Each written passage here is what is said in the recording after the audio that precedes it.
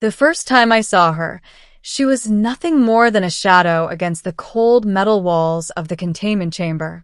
Her skin shimmered faintly under the dim lights, a deep shade of violet that seemed almost liquid. The alien woman, she had never spoken a single word, sat cross-legged on the floor, her eyes fixed on some invisible point in the distance. The scientists told me she was incapable of communication, or perhaps unwilling. Years had passed since she was captured from her home planet, a world lost to the war that humans had waged in the outer systems, and in all that time, no sound had escaped her lips. I was assigned to her care not because anyone thought I could coax words from her, but because she needed observation, maintenance of her habitat, and, frankly, a human presence. Some said it was a psychological experiment, others a diplomatic precaution. For me, it was curiosity. The first years, silence. At first, I approached her with caution. Her eyes followed me whenever I entered the chamber, but she never reacted otherwise.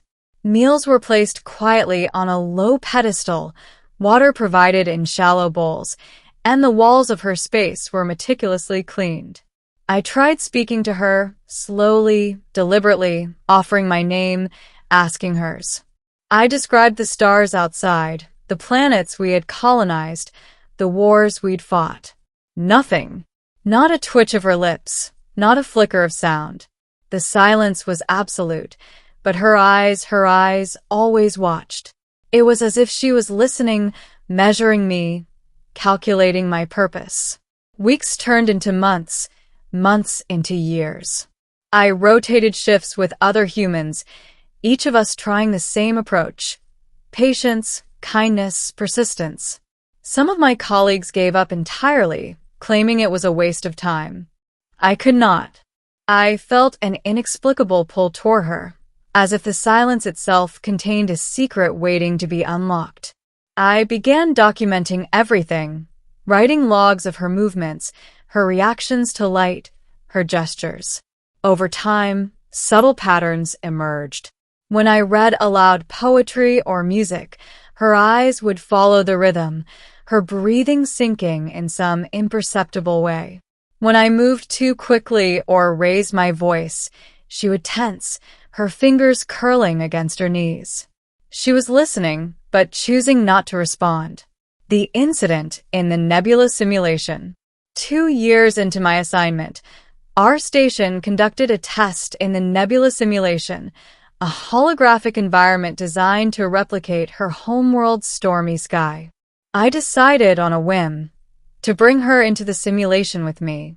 The room expanded into the swirling violet and gold clouds of her planet's atmosphere. Tiny glowing creatures, holographic in form but lifelike in motion, danced across the floor. She paused at the threshold, staring at the illusion. Her body was frozen for what felt like hours, though in reality, only a few minutes passed. Slowly, she stepped forward. I offered my hand cautiously. She did not take it, but she did not retreat. For the first time, she moved with purpose. She traced her fingers along the holographic clouds, whispering, or at least I thought she might. I leaned closer. Nothing. But her eyes were alive with recognition, memory, and longing. She knew this place. That night, back in the chamber, she did something new. She tilted her head toward me, her gaze direct. I spoke softly, telling her about the simulation, about how I wanted her to feel safe, to remember that this place was temporary. And then I left the room, unsure if she had understood me at all. A breakthrough. It was late at night, 2 years and 8 months after my first shift, when the change happened. I was performing routine maintenance on her chamber's life support systems. The station lights flickered as a small power surge rolled through the corridors. She was sitting in the corner, as usual, her violet skin glowing faintly.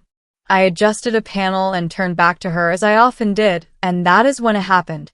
Human, I froze. My tools clattered to the floor. My heart raced. She had spoken. Her voice was soft, almost musical, like wind over crystal, and yet it carried the weight of years of silence. I blinked, unsure I had heard correctly.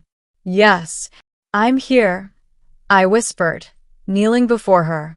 Her eyes never left mine. "You stay?" It was not a question in the ordinary sense. It was an acknowledgement, a test, a plea.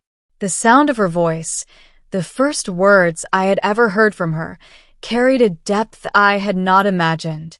Decades of human study could not have predicted the resonance, the clarity, the unmistakable intelligence behind her speech. "Yes," I said, my voice trembling. "I stay. I've always stayed." Her gaze softened slightly, a gesture so subtle I almost missed it. Then she turned her head, as if showing me something. Across the chamber wall, glowing faintly in the reflection of her own violet skin, was a mark, a symbol I had not noticed before, etched into her armor decades ago, the emblem of her lost homeworld. She had remembered it, preserved it through years of captivity, and she had chosen to show it to me. Understanding. From that moment on, everything changed. Words came slowly, painfully at first. She could speak only a few phrases, strained by lack of practice and vocal modulation unique to her species. But each word revealed a wealth of emotion and memory. She told me her name, her home, her losses, the family she had once known. She spoke of the war, of the humans who had destroyed her planet, and of the exile she had endured. And then, slowly, she began to ask questions about me. Why I had stayed, why I had not given up, what I saw in the stars.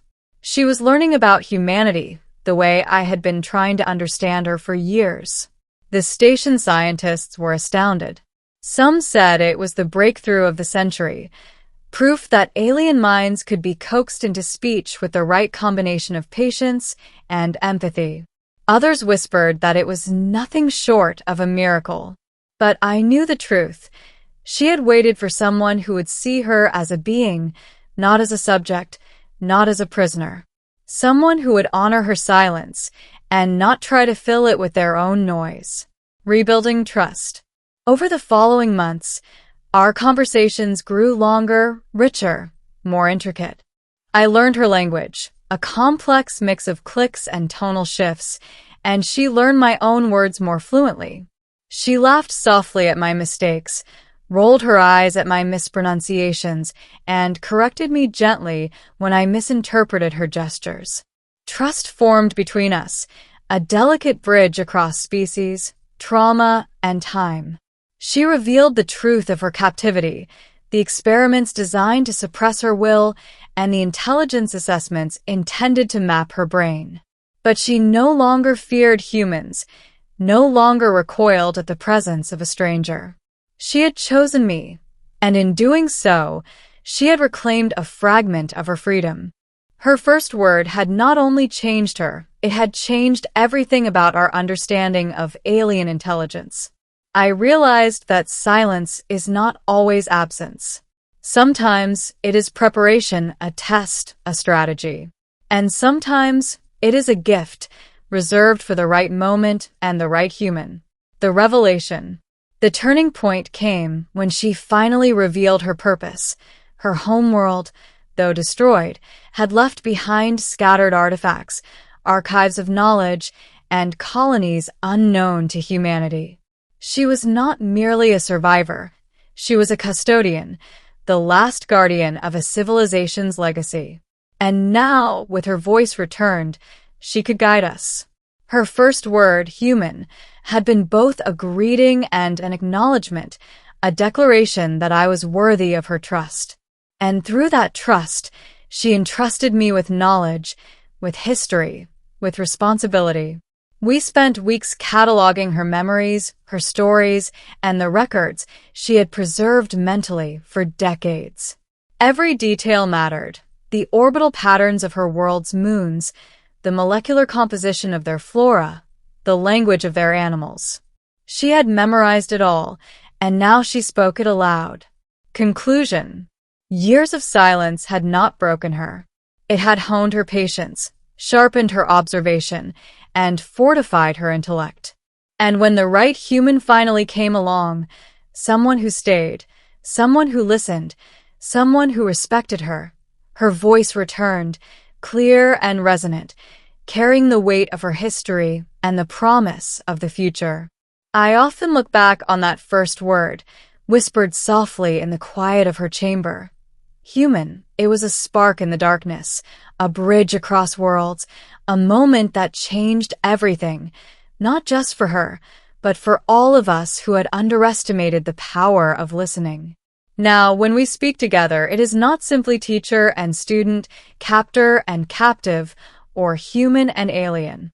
It is two beings, equal in curiosity, equal in intellect, united by the long silence that preceded words and by the shared journey that followed. And every time she speaks, I am reminded that patience, understanding, and respect can unlock truths that years of study alone could never reveal.